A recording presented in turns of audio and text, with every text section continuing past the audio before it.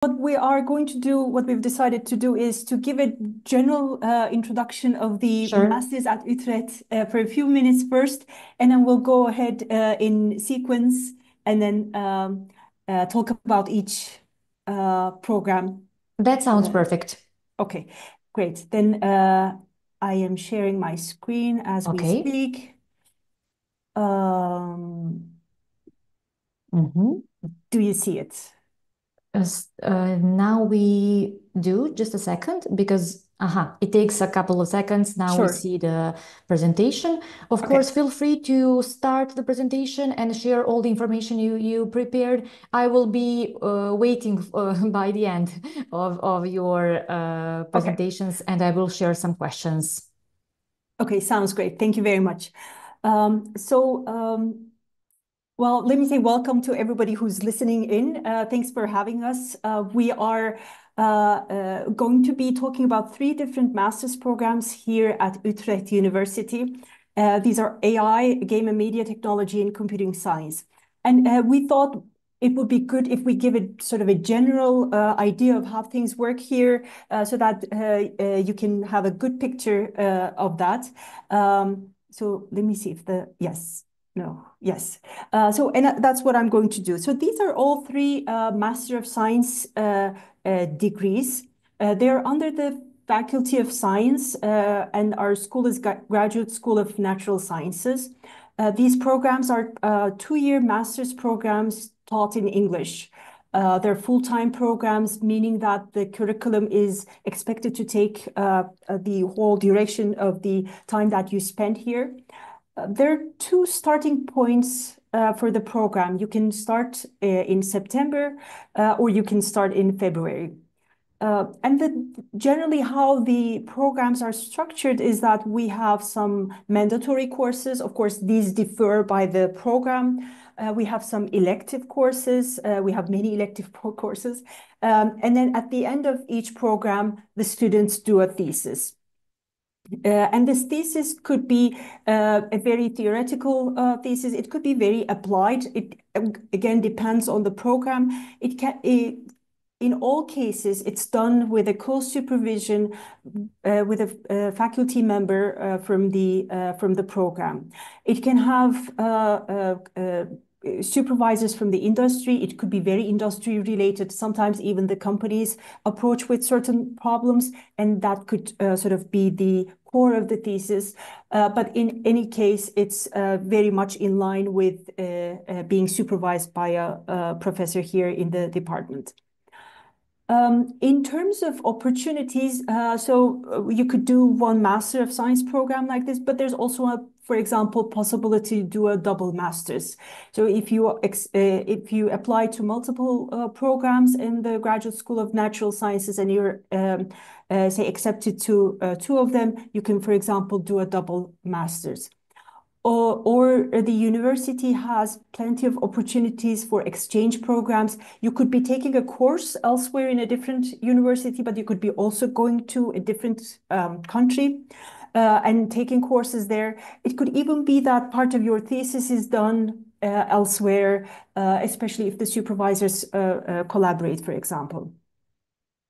There are internship options. These internship options could be small and could count towards a course in your program, but they could be longer and larger, and they could also pave the way to your thesis. Um, we at Utrecht have a very rich intellectual environment. If that means much to you, what I mean is that we have platforms where people who have interest in academic interest in different fields come together around focus groups, for example, special interest groups or strategic themes, and then they discuss various aspects of it from different disciplinary perspectives.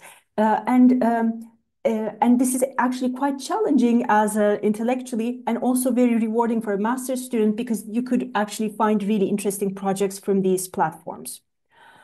During your study, we have a tradition of strong support for students.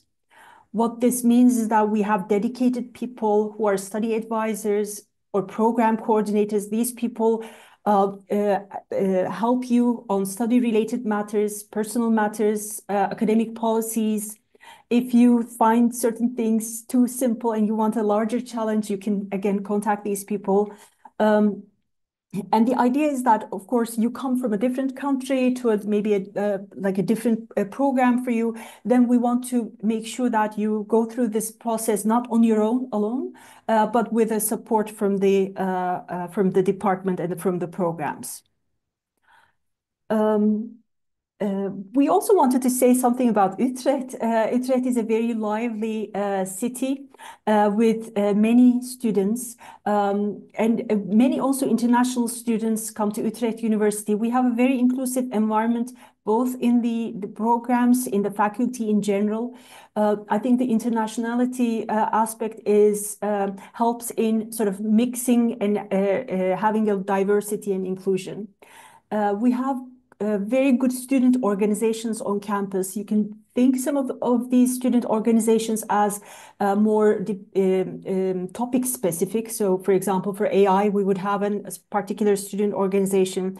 But also there are a lot of clubs, social activities that people get together around, sport facilities on campus, places like cultural centers where you can both learn new things like playing an instrument, but also sort of get together with people who have been doing this so that it sort of enriches your experience as a student here.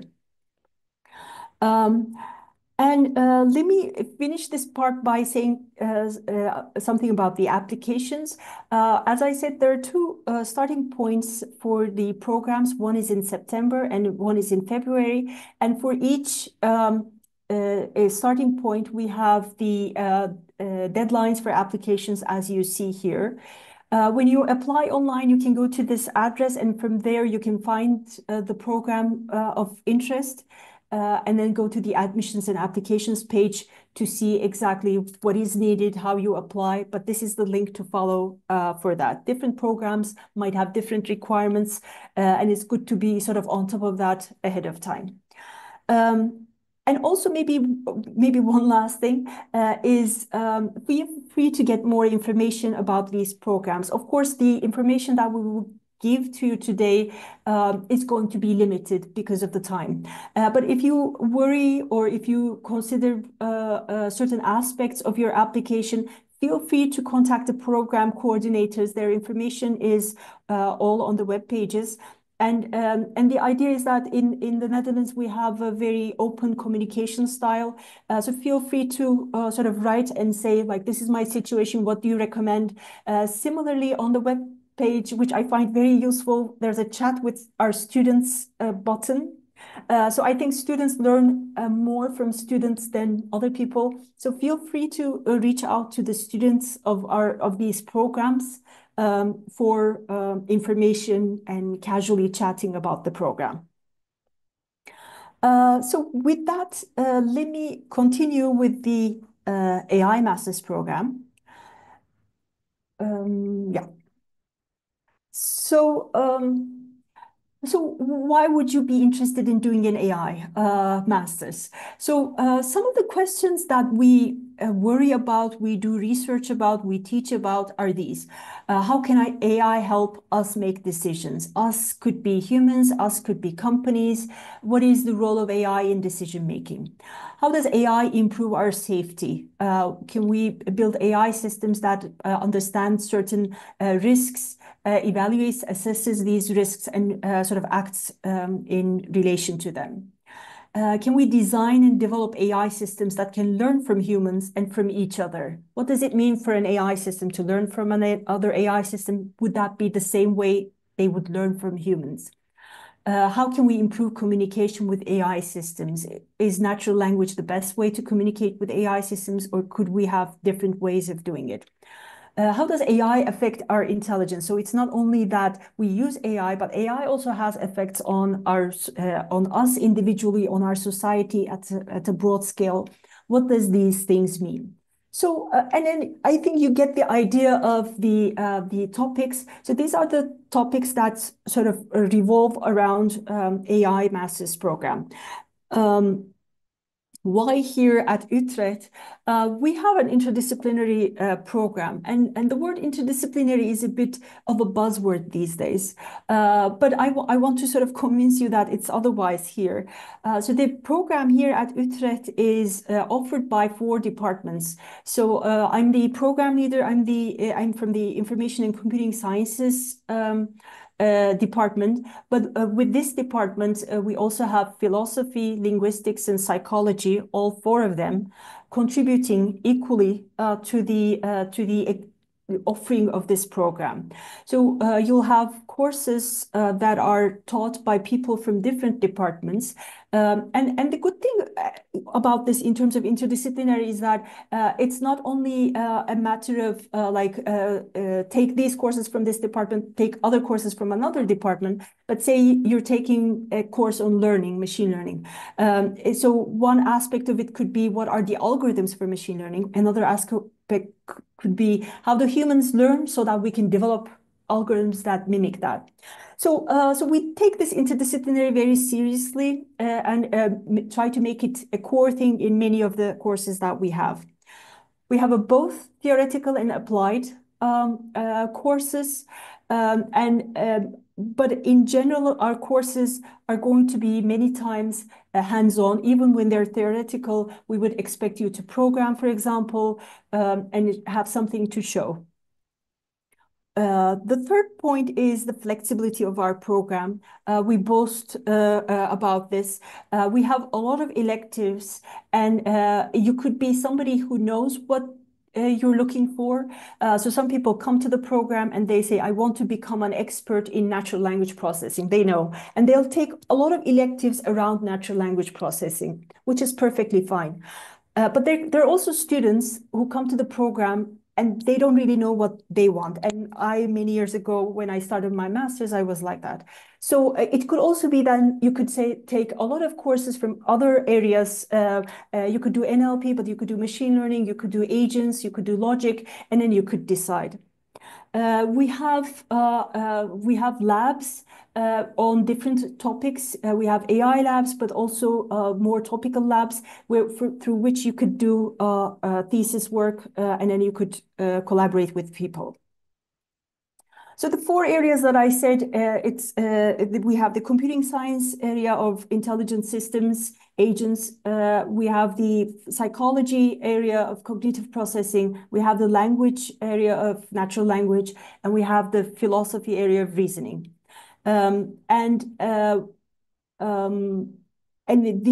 These 4 areas are represented also in terms of the organization of the program and the teaching of the courses. So maybe what is interesting is the study program, and let me go over that quickly. So we have 2 mandatory courses in this program. So overall, you need to do 10 courses, and only 2 of them are mandatory. One is methods of AI research, which gives you a broad perspective of what AI is, and the other one is philosophy of AI, which gives you both the historical perspective and also the philosophical aspects of AI. And the remaining 8 courses that you see are elective. And in addition to this, we have a large master's thesis. So what are the elective courses? Well, the elective courses come from a really large pool of possibilities. So on the screen, you're seeing what we call our primary electives. So these are the 18 courses that we say like this is the core of the AI. And if you do, you can do 4. You need to do at least 4 of these, but you could do more. You could do 8 of them as well. And when you look at the courses, you see things from agents, multi-agent systems kind of area. You see things that pertain to logic and language, computation, logics for safe AI. There's a lot of psychology, cognitive modeling, machine learning with human vision and language. A lot on machine learning, data mining, deep learning, evolutionary computing. But also things like explainable AI, social computing that sort of cut across themes, I would say. And you need to do 4 of these courses, but there are also what we call secondary electives that support this main program of the primary electives. And this secondary electives actually come from a much larger pool. So for example, if you're interested in music, maybe you've done a course on machine learning, but you want to understand how music works, so to say. So you could do something on music and technology. That would be a second elective. And there are a lot of options like this that you can sort of tailor your program for your own needs and then come up with something that fits you.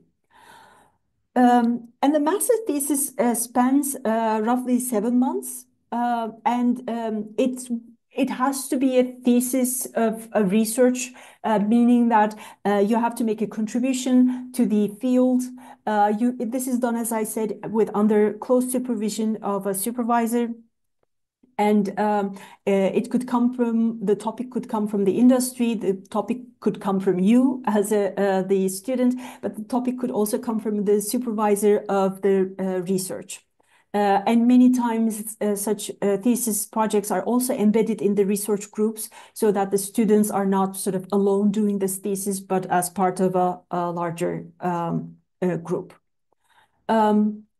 What are the career prospects? Well, we have a lot of students who go on to, for example, doing a PhD or becoming a researcher at different labs. We have a lot of students who become AI consultants in the Netherlands, but also in Europe in general, I would say. A lot of them become developers, software developers, AI engineers. And these are some of the places that they've gone on to. What are the admission requirements? Well, we expect every student, the applicants, to have solid knowledge of logic and programming languages. So this is sort of like our core to assess that you can carry out the courses in this program. So if you have, in addition, we say that you need to have a strong background in at least one of the fields of AI or math for AI, or maybe cognitive psychology, linguistics, fundamentals of machine learning, so that you can sort of demonstrate that you have the technical background to sort of carry out the work that will be offered in the program. So if you have, for example, a BS degree in AI or computing science, or for example, if you've done things like cognitive science with a focus of AI these would probably be sufficient. We ask students to write a motivation letter to tell us like why they see themselves fit for this program. We ask for a CV and we ask for recommendation letters. So think of this as a package to show that you have done things that would be, and you would benefit from this program. And finally, let me finish with the exact same slide that I had for the general thing. This time you see at the bottom, if you just, after the master's, if you go to AI, then you would see the webpage for this program. And the program coordinator email is also here. And thank you very much for listening. And I'll be happy to take the questions at the end.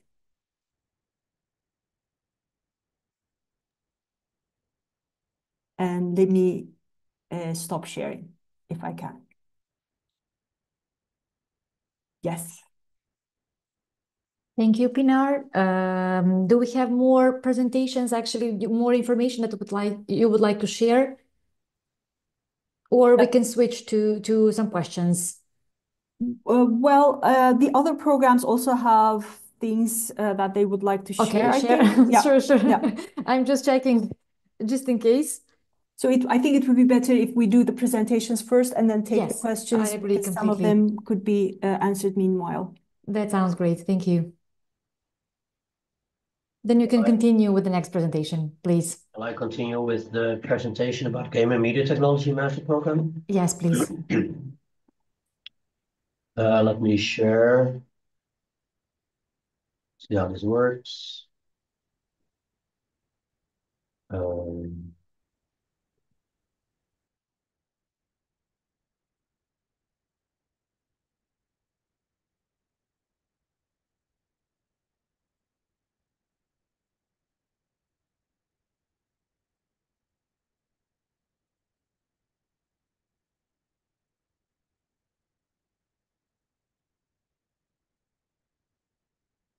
You see it already? Yes. Okay. Thank you very much. Yes, yes. So thanks, Pinar, for the general introduction, and the presentation about the game and media technology also has a similar structure to the program that Pinar was presenting specifically about AI.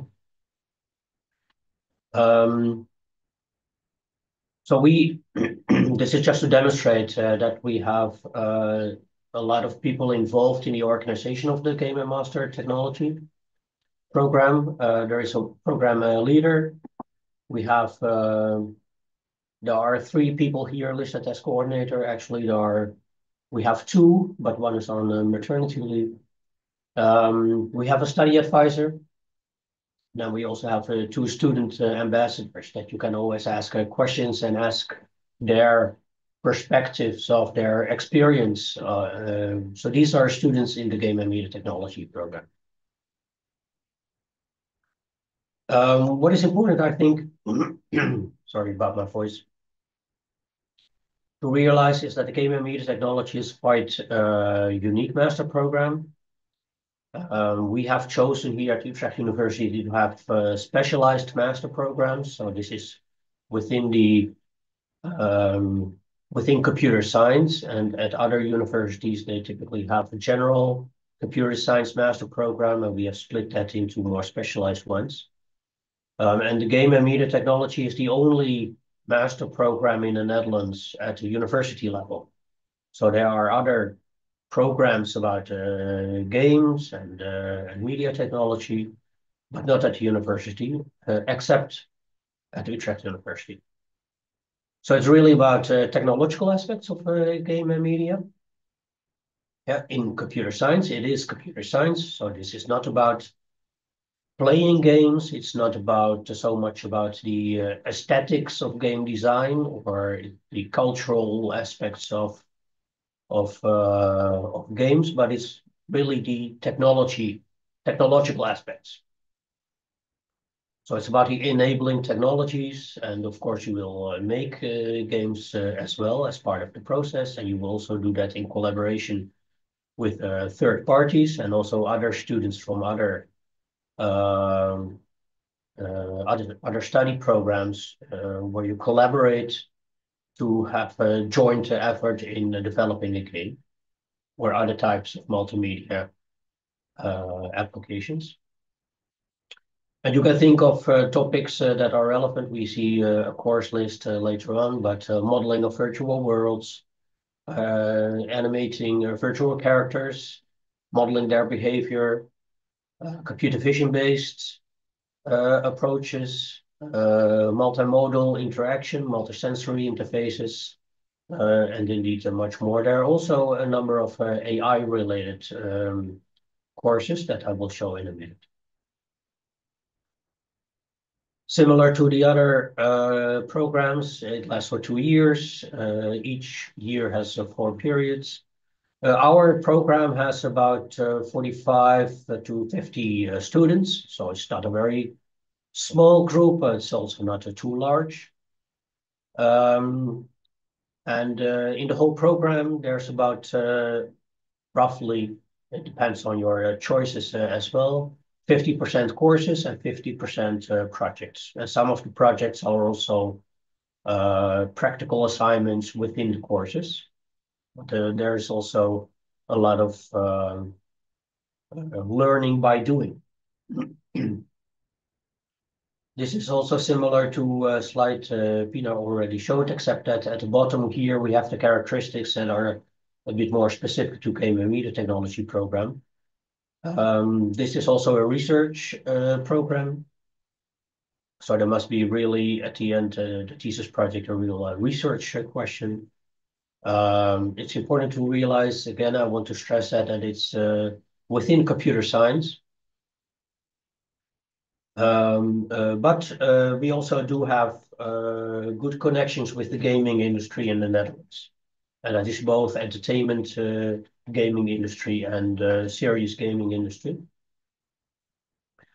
And here you get a flavor of the type of courses that we have. So these, so the bold ones, scientific perspectives and computer vision are mandatory courses, and all the rest are primary electives. So you can choose between them.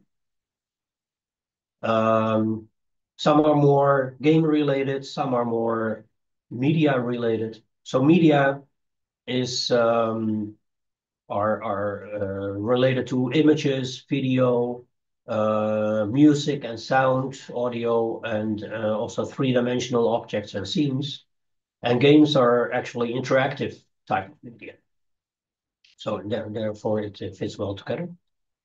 But multimedia retrieval, for example, is more oriented towards media, and AI for game technology more towards games. I'm not going to mention all the courses. I just want to say that we are evaluating our course program every year, and we try to keep the whole program modern and up to date. And as of this year, we have a new course here, AI-driven content generation. And that is really about generative AI to produce images and music and game levels and videos, etc., etc. So that is really what is in the spotlight now.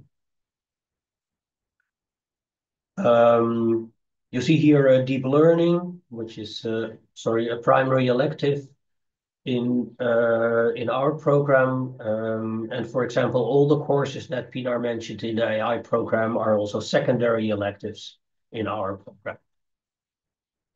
And same for the courses that Erik Jan will mention for the Computing Sciences Master program. We do have a number of forms for projects and internships. One is a so-called a small project, and the other is the thesis project. So the thesis project is a large project, and the small project is a smaller project. Namely 15 EC, so that is effectively 10 weeks full-time, or sometimes done stretched over 20 weeks, half-time.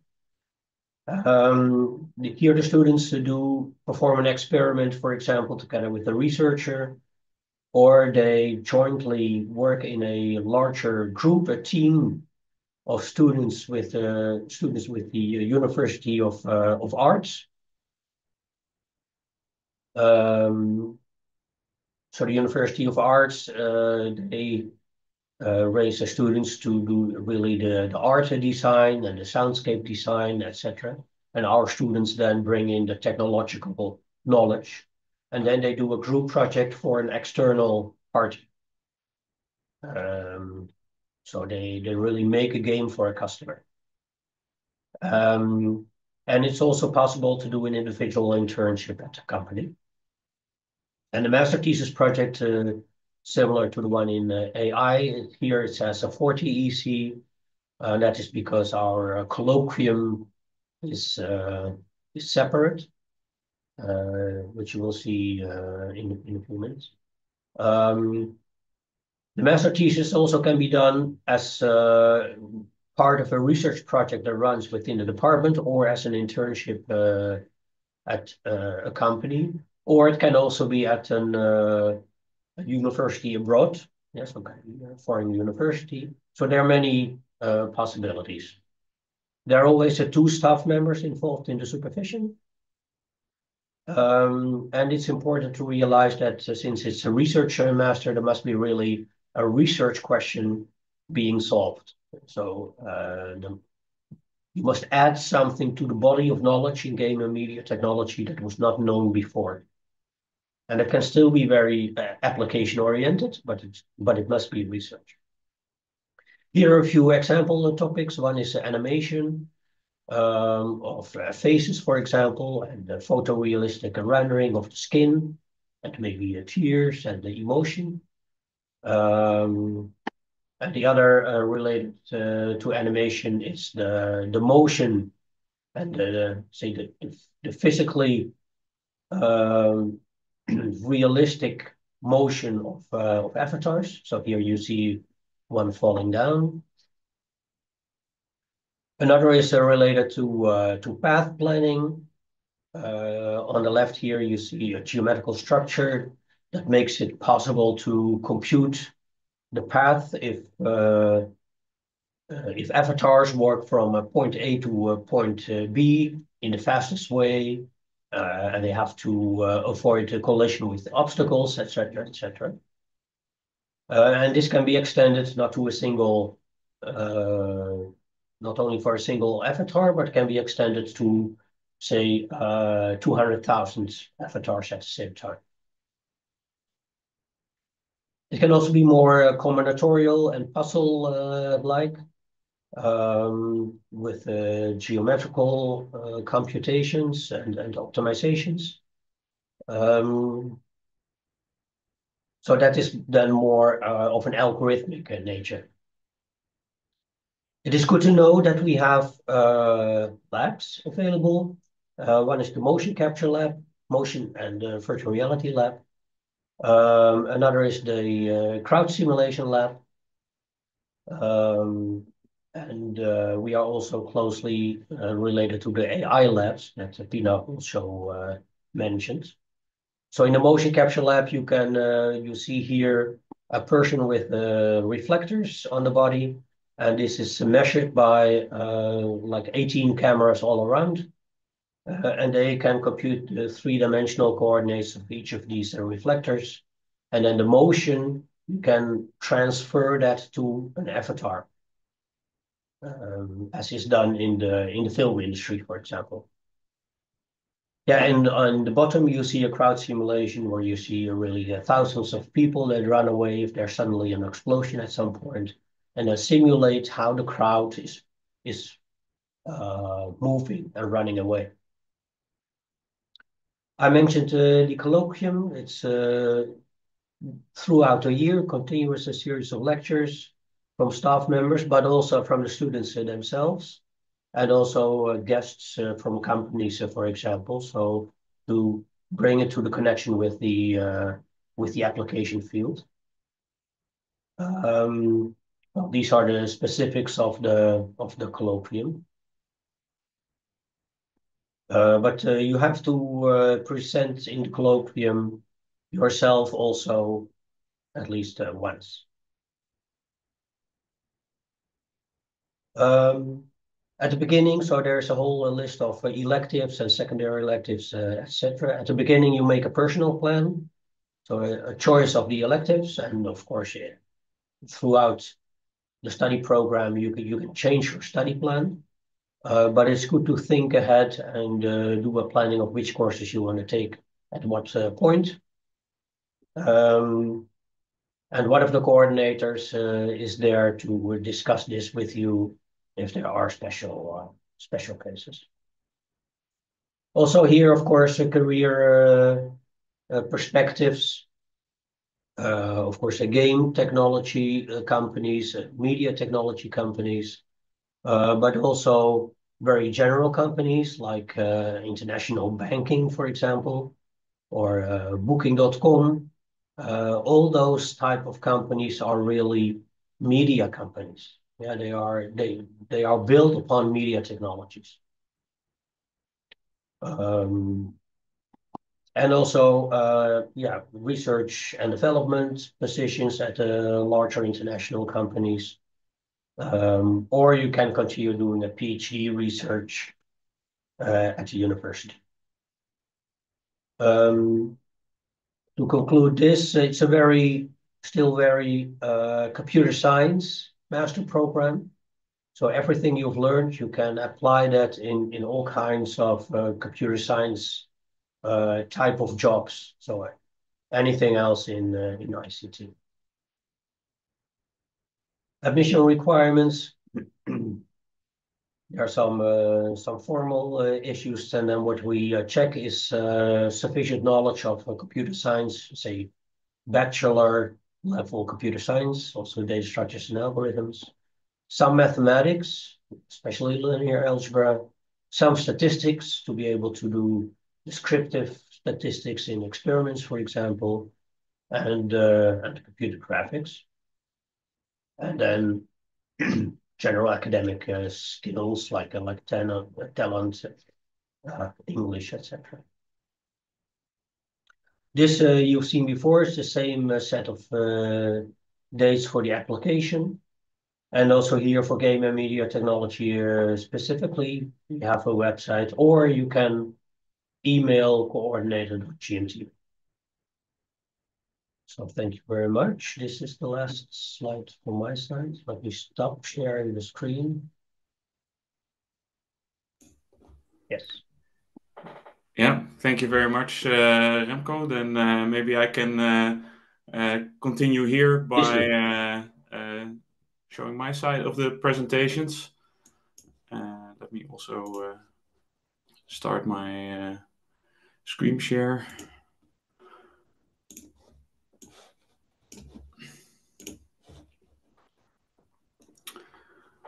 Okay. Yeah, so I hope this is all visible.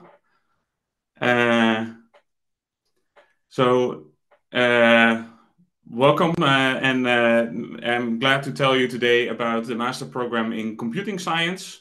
My name is Erik Jan van Leeuwen, and I'm one of the coordinators of this program. So, like the previous programs, the Computing Science program is a research-oriented master program that again takes 2 years.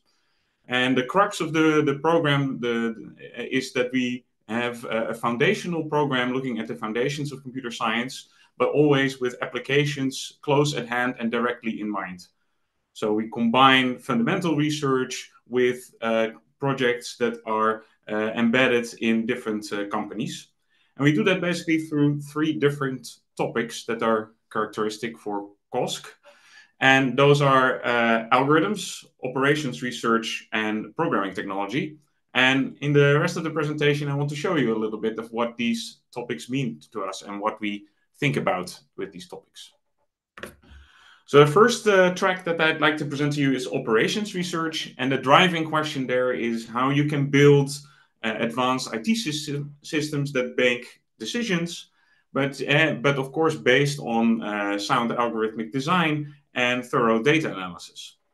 So in order to do that, to design such decision systems, you need to gain knowledge of advanced optimization methods, heuristic techniques, but also you may need to simulate the systems that you're working with or do data analysis and prediction. So what is unique about this track is that it has a very strong connection to industry. It is connected to one of our AI labs that Pinar already mentioned. And what is also unique about this particular track in operations research is that while operations research is offered at other universities, it is unique in Utrecht that it is embedded within computer science. So you're not only strong in the understanding of the challenges that we're faced. For example, if we want to plan a train shunting yard or plan the arrival of aircraft and assignment to gates, but you're also able to make the computer programs to finally make this work in practice. So these are some of the things that are part of the operations research track. But if you think about algorithms more broadly, then you know that when you start to solve problems, you immediately get into computationally hard problems. So our track in algorithms and algorithm design and analysis gives you a fundamental understanding of algorithm design for many different settings. This could be planning and scheduling as before, or you can maybe look at geometric spaces if you maybe want to guard a museum, or you can analyze networks such as a citation network. So here the skills and knowledge that are in focus of this program are really like the algorithmic design techniques and computational complexity, but also different types of structural understanding of geometry, but also of graphs as a good model for networks. And what is unique about Utrecht in this sense is that we have a deep and broad coverage of our of these fundamental topics and research that goes across many different aspects of algorithmic problems. Now, of course, if you want to design an algorithm and use it in a decision system, you will need to write a program. But how can you guarantee that the software that you develop is actually correct, efficient, and secure? And this is what our track in programming technology aims to look at. And in particular, it looks at how you can design better programming languages, because you know, as any craftsman, a programmer needs the right tool for the task. So you learn how to reason about computer programs for purposes of testing, how to do programming in the presence of probabilities, or how to develop secure software systems. And what is really unique about Utrecht is that we have a very rich tradition in research on particularly functional programming languages. And if you've encountered functional programming language before, then you know that they are a very interesting and rich paradigm that we study more extensively in the programming technology track. So if these topics sound exciting to you, then let me dive into how our study program is structured. And it follows the same paradigm that you've seen before. There's 3 mandatory courses. You have to take 3 courses from a track. And then there's 4 elective courses that you can select more broadly, followed by a thesis project. So we have the 3 elective programs that we have are scientific methods, where you learn the research skills you need to perform scientific research. And then we have 1 course, concepts of programming language design, that leads more to the programming technology course, and a course, algorithms for decision support, that leads more to the operations research and algorithm design and analysis track. And then within each of those tracks, there's a whole range of courses that I will not go through now. But if you want to figure out how to design languages with built-in security features, then maybe take a course in language-based security. Or if you're interested in geometric aspects, take a course on geometric algorithms. Or if you're really into planning, then perhaps look at a course in scheduling and timetabling. But let me give you a flavor of how our courses is organized by giving a concrete example. So, of course, I choose the course that I teach myself together with Johanna Karnstad-Hulpus and Johan van Rooij. And in the course Network Science, you study large and complex networks, such as social networks, but also biological networks. And in the course, you really learn the mathematical models that are needed to analyze such networks, but also the algorithmic challenges that come when you try to analyze networks. And a large part of the course, indeed, is dedicated to an experimental study where you need to design and compare different community detection algorithms. So to find groups of people in a network. And I think this structure of combining fundamental knowledge with practical application-driven studies is something that you see in many of our courses. So if you want to, of course, you can tailor your program to your specific interests. You can, in your electives, you can choose further courses from our program or from other programs like the AI program and the game and media technology programs. I've listed some examples on this slide. But our program also has a good connection to mathematics. So if you're interested in more mathematic-oriented courses, like in category theory or quantum computing, then you're free to choose those as well. So that's a really nice thing about our program and all programs that we discussed today. Of course, at the end, you want to do a nice thesis. And again, this is a research project of around 40 ECs. And you can do that at Utrecht University or at the company. And currently, students are doing this about 50-50. And the examples, again, are close to the type of topics and close to the research that the researchers in our department are doing. For example, re-optimizing plannings for the transport of elderly and disabled citizens. Or maybe you're looking at the electric grid and you want to avoid congestion when charging electric vehicles. Or maybe you want to look at networks that have knowledge of art museums in them, and you want to analyze those from a network science perspective. Or maybe you want to generate test data for certain data type generic programming. So these are just some examples that we were recently done by our students. Now, if these things all sound exciting to you, then know that after you're done our graduates are broadly wanted. You see a list of companies where our students are currently active, either in industry or in government. Have, for example, as a data scientist or as a software engineer. But you can also easily pursue a research career from our program, or take the journey of starting your own company. And if you want to start in our program, then the things that you will need are knowledge of modern programming languages, ideally both an object-oriented language and a functional programming language. Of course, as exposure to software development tools and some of the mathematical techniques that are common in and ideas that are common in computer science. Also, standard data structures and algorithms, like analysis of algorithms and NP completeness. And if you're interested in the algorithm design or operations research track, then you also need more advanced skills like knowledge of dynamic programming algorithms or basic graph algorithms like shortest path and network flow. And if you're doing the programming technology track, then ideally you have some knowledge about automata and languages. And of course, the language of instruction in our program is English. And if you have a university bachelor degree in computer science, it's very likely that you'll meet those requirements.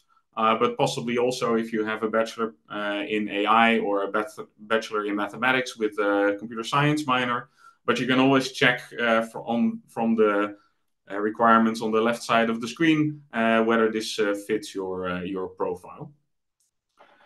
Yeah, and that already brings me at the end. If you have any questions about our program, please don't hesitate to reach out to me via this email address. Of course, you can always chat with our students online, and more information on the program can be found through the website listed on the slide. Thank you. Thank you for your attention. Thank you very much all for the presentations. I'm sure that all the information you shared will be very useful for prospective students. We have up to 10 minutes to answer questions that came. So let's start with this one. Actually, it's the question for all of you. What is the employment rate of your students and where they usually find their first employment? Or somebody of you can of course answer, whoever wants. I mean, I can start saying things. So, I mean, all these three programs are computer science programs. So this is a very important field now. Everybody is looking for computer scientists. So our students don't have employment problems. So like they are at a luxury state where they pick what they want to do. So all three of us mentioned some positions that they start from. So again, this is very dependent on the student. If they want to be more active in the development of software, for example, there are plenty of positions like that they can go for. But some of them, for example, prefer more consultancy type projects and companies. Some they go for that. Continuing on research is an option. So all of these are possibilities. There are plenty of positions in the Netherlands, but in Europe in general. So it's not sort of limited to the Netherlands either. So. Okay, thank you. I think this applies to all the three. Exactly. Like you said, yes. Okay. Speaking about employment rate, let's answer this question, but I'm sure that you already mentioned something that might be used as an answer. Do you help your students get an internship for the master thesis? So again, I can go. Sure. So we do what we call thesis fairs. So this is like an event where we invite companies, societal partners, whoever can sort of is interested in collaborating with master students. We invite them to do posters, and then the students go there, and then it's like an open discussion. It's sometimes the companies would come with certain thesis ideas themselves, but sometimes the ideas emerge with these discussions. So this is like one important thing I think that we can mention. But maybe Remco, you can also say something about the AI labs and that link. Well, for game and media technology, I am the coordinator doing the coordination of the thesis projects, and I do have a network also via the AI labs that Pinar is mentioning, so I can mediate. It's always on a more case by case basis. It depends on the interest of the student. Sometimes they come up themselves with an internship. And otherwise, we can help. Yeah. Okay. Maybe I can still add that we've also started organizing within the computing science program alumni sessions, so that some alumni of us come in and they talk about how they found their first position, what their current position is. And that's always, of course, a good opportunity for some networking for our current students and find maybe a new project in that way. Sure, that sounds great. It is in general not a problem to find an internship because there is this war on talent. Everybody wants young talent, and companies are happy to provide internships as a way to scout new talent. Okay. Thank you. And we have two more specific questions. Let me just read them. If I don't have quantitative subjects on my psychology bachelor, can I still apply for the AL master or demonstrate somehow my abilities in mathematics?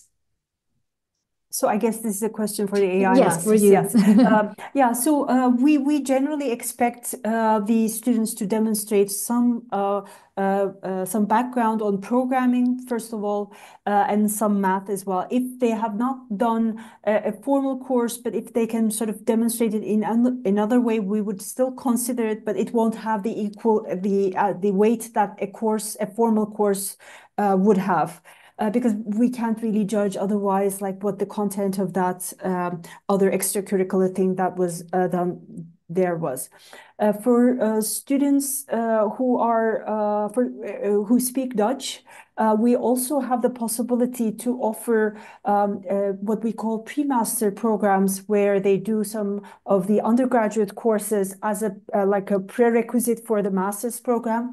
But I would think, like many of the audience here would not be speaking Dutch, so that might not be an option. But I would also encourage, for example, if they have like an access to their current university still, to do a course like from a lifelong learning kind of a program, to actually sort of say that, show that they can do this. There's also the possibility, I think that also applies to all the programs, to choose two deficiency courses. So if you lack some knowledge, you can, within the normal study program, repair your lack of knowledge by choosing such a repair course. Is that the same in AI? Yeah, we can do only one course, but that would still be an undergraduate course as well, and then it would also be in Dutch. But if it's too much, then it should be a whole pre-master, and that takes a half a year. Okay. Which means that pre-master program is a 1-year program of 2 semesters. It's 2 periods. So for us, the one entire academic year is 4 periods, and the pre-master will take 2 periods. So if they start in September for the pre-master, they can continue in February to the main program. Good to know. Okay, thank you. If you agree, we can switch to the last question. It's again for Professor Pinar. In just a second. I am interested in projects and connections you have with the industry. Can you give me one specific example where students participate in projects? That is the question. We cannot hear you. Maybe You're still muted. Okay, so now it's yeah. So one specific example. So for example, we have students doing projects with the police. And the Dutch National Police have certain requirements or expectations about the use of AI. And then we have students who develop systems for the police. We have people who have done work with ING. ING is a bank, a large bank, and they've done work on the like the prediction work on finances. We have people who do work with cancer institutes on yeah, not diagnosis, but sort of like trying to understand certain aspects of the disease. We have people who work with ProRail. ProRail is a how would I explain ProRail? Is it like a railway company, let's say, who work on, for example, scheduling of railway things, and then we had people who do simulations for them to sort of see what kind of outputs certain schedules would have on the on how the traffic and the human life would be affected. Many opportunities indeed. Yeah, I think for all three programs there are many opportunities. There are many also common themes that can be explored. Yeah.